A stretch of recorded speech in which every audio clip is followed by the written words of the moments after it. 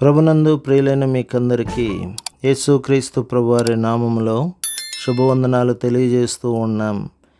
దైవజనులు బ్రదర్ భక్తి సింగ్ గారి పరిచర్యలో నుండి దైవ మర్మములు జూలై 13. నేను నీకు ముందుగా పోవచ్చు, మెట్టగానున్న స్థలములను సరళము చేసేదను, ఇత్తడి తలుపులను పగులుగొట్టెదను, ఇనుప గడియలను విడగొట్టెదను. పేరు పెట్టి నిన్ను పిలిచిన ఇశ్రాయేలు దేవుడనైన యెహోవాను నేనే అని నీవు తెలుసుకొనున్నట్లు అంధకార స్థలములలో ఉంచబడిన నిధులను, రహస్య స్థలములలోని మరుగైన ధనమును నీకిచ్చెదను. యెషయా గ్రంథం 45వ అధ్యాయం 2-3 వచనాలు. 20వ శిఖరము. దేవుడు మనకు ముందుగా వెళ్ళుదునని వాగ్దానము చేయుచున్నాడు. ఆయన నామమున మనం ఎక్కడికైనాను వెళ్ళవలెనని దేవుడు మనకు ఆజ్ఞాపించినప్పుడు ఆయన నేను నీకు ముందుగా వెళ్ళుచు వంకర మార్గములను తిన్నగా చేయుదునని చెప్పుచున్నాడు.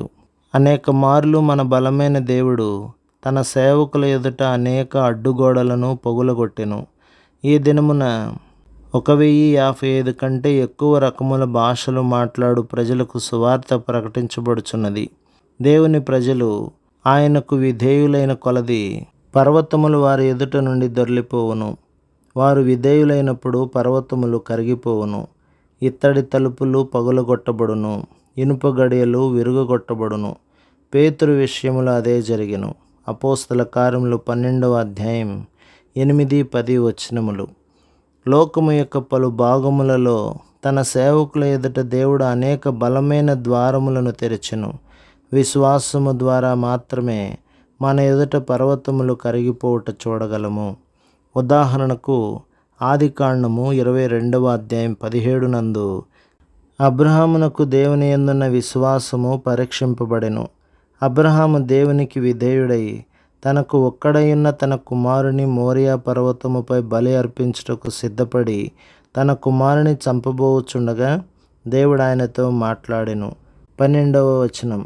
అబ్రహాము కన్నులెత్తి చూడగా పొదలో కొమ్ములు తగులుకొని ఉన్న ఒక పొట్టేలు వెనక తట్టున కనబడెను. తన కుమారునికి బదులుగా ఆ పొట్టేలును బలిగా అర్పించమని ప్రభువు సెలవిచ్చెను. దేవుడు ఆ రీతిగా, అబ్రహామా, నీవిప్పుడు సంపూర్ణముగా నాకు లోబడి ఉన్నావు. నీవు నీ కుమారుని నాకు ఇచ్చుటకు వెనుతీయలేదు గనక పొట్టేలు పొదలో బంధించబడిన రీతిని నేను నీ ఎదుట బంధింపబడి ఉన్నాను. కావున నీవిప్పుడు నాకు ఆజ్ఞాపించుము, నేను నీకు లోబడెదను. రాబో సంగతులను గూర్చి నన్ను అడుగుము అని అబ్రహాముతో అనెను. మారు ప్రశ్న వేయకుండా, సణగకుండా, సందేహింపకుండా హృదయపూర్వకముగా నీవు దేవునికి లోబడిన ఎడల నీవు కూడా దేవునికి ఆజ్ఞాపించవచ్చును.